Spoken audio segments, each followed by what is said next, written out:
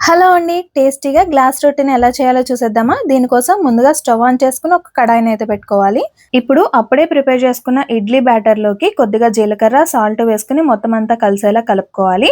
తర్వాత స్టవ్ మీద పెట్టుకున్న కడాయిలోకి కొద్దిగా ఎక్కువగానే ఆయిల్ అనేది పడుతుంది. ఆయిల్ వేసుకున్న తర్వాత కలిపి పెట్టుకున్న ఇడ్లీ మిక్స్ ఏదైతే ఉందో దానంతటిని దీంట్లోకి వేసుకొని ఈక్వల్‌గా చేసుకోవాలి. ఇప్పుడు వీడియోలో చూపిస్తున్నట్టుగా గ్లాస్‌కి ఆయిల్ అప్లై చేసుకొని దీంట్లోకి వాటర్ వేసుకొని, వేసుకున్న రొట్టె మధ్యలో పెట్టుకోవాలి. తర్వాత మూత పెట్టుకొని ఉడికించుకోవాలి. దీనికోసం పల్లి కొబ్బరి చట్నీనైతే ప్రిపేర్ చేసుకుంటున్నాను. అందుకని పోపులన్నీ వేయించుకున్న తర్వాత కొబ్బరి, దీంతో పాటుగా కొద్దిగా వెల్లుల్లి, అలానే సాల్ట్ కూడా వేసుకోవాలి. ఇలా వేసుకున్న తర్వాత కొద్దిగా వాటర్‌ని వేసుకొని మిక్సీ పట్టుకుంటే చట్నీ రెడీ అయిపోతుంది. ఇప్పుడు చూసారు కదండీ! మన రొట్టె కూడా మంచిగా ఉడికిపోయింది.